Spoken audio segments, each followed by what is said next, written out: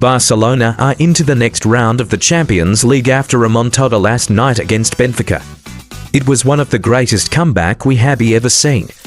They won the game by 5-4. Barcelona is the first visiting team to win a Champions League game while being 2 goals down in the 75th minute in the competition's entire history. It was a dreadful start for Barcelona, as Spanish left-back Alvaro Carreras delivered a wonderful cross for Vangelis Pavlidis to smash into the back of the net. Wojciech Szczesny, who is making his first Champions League appearance for Barcelona, was left with no chance whatsoever of stopping it. However, Barcelona were only behind for 11 minutes. Alejandro Balde made a fine run into the Benfica penalty area before being fouled by Antonio Silva. Nothing was given on field, but after a VAR check, a foul was awarded. Robert Lewandowski stepped up from 12 yards, and he made no mistake to score his 102nd Champions League goal. Barcelona took control from that point, but Benfica went back ahead after a howler from Wojciech Szczesny, who gifted Pavlidis the chance to score his second goal, which he took.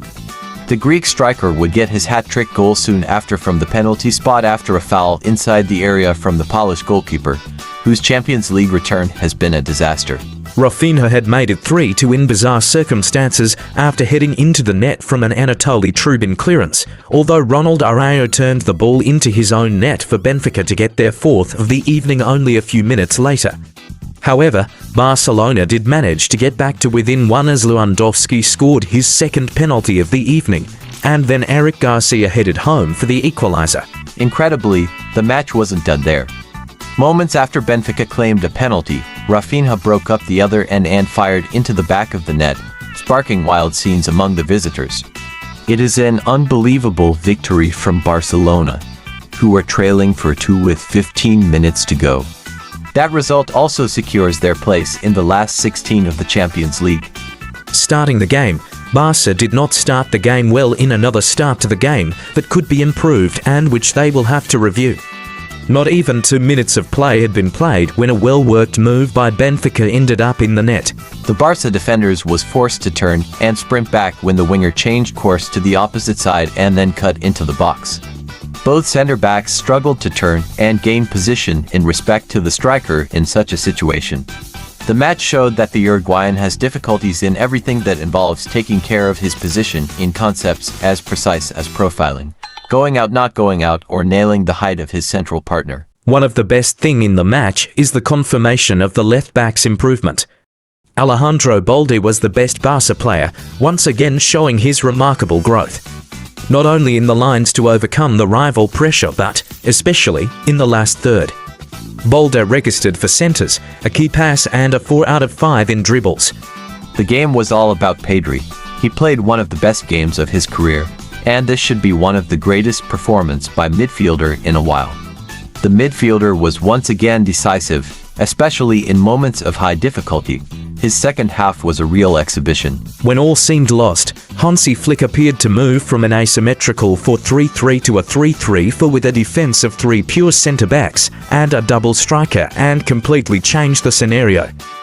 In order to neutralize Lamine Yamal on Barcelona's right side, Benfica made good preparations.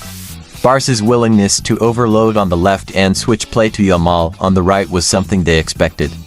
In order to restrict Yamal's space, their left-back refused to move too far to the center.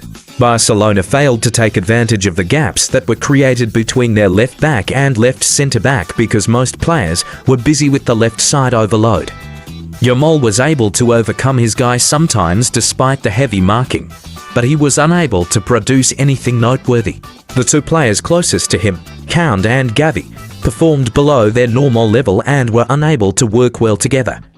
Kound was unable to capitalize on the opening created by Yamal's central dragging defenders, providing minimal attacking output.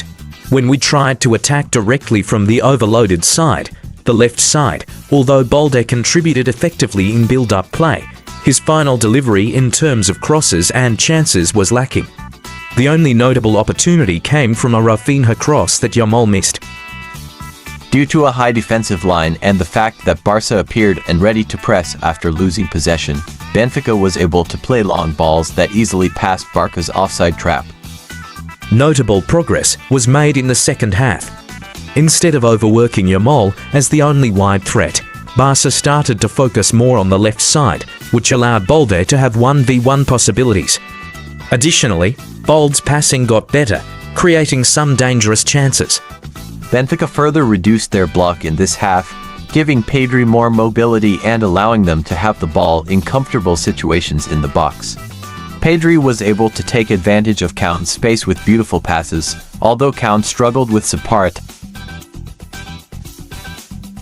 With this tactical change, Raphinha was able to better support Jamal and take advantage of the gap between Benfica's LCB and LB. Meanwhile, Frenkie de Jong's accurate passing and ability to find Raphinha's runs helped the team's ball movement.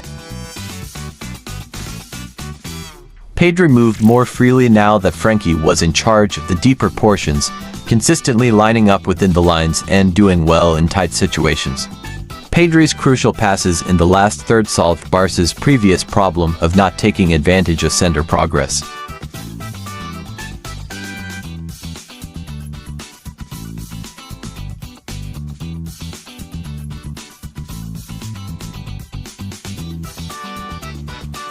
Despite these improvements and a number of excellent chances, we were unable to score due to poor finishing. Even after Benfica's goalkeeper gave us a goal with a mistake, we immediately gave them one back through a misunderstanding between Szczęsny and Araujo. Flick made bold changes by substituting both fullbacks for Eric Garcia and Ferran Torres. Raphinha played wider, occasionally switching roles with Jamal, while Ferran acted as a second striker. This setup created constant triangles and numerical advantage on the right side, leading to a lot of danger, including Jamal winning a penalty, bringing us back into the game. Ferman gave width to the left. He found lots of space thanks to the overload we created on the right, even if it wasn't his favorite role. He was able to contribute with even an odd cross or winning corners, one of which resulted in the equalizer following Pedri's fantastic release. Even after equalizing, we continued to press for a fifth goal, and we didn't change our risky structure, leaving significant gaps at the back, which was very greedy as Benfica nearly scored a winner, but Szczęsny made a crucial save. Raphinha made a brilliant run to score the winning goal, sealing a dramatic victory. To conclude, the first half showcased a bad performance, with the opponent appearing far more prepared and earning a well-deserved lead.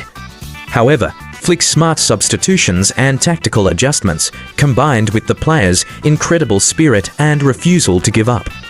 In addition to saving the game and ensuring our spot in the top 8, this incredible comeback produced a game that will go down in history for years to come. What are your thoughts on the game? Comment down below. Subscribe for more Barca-related videos.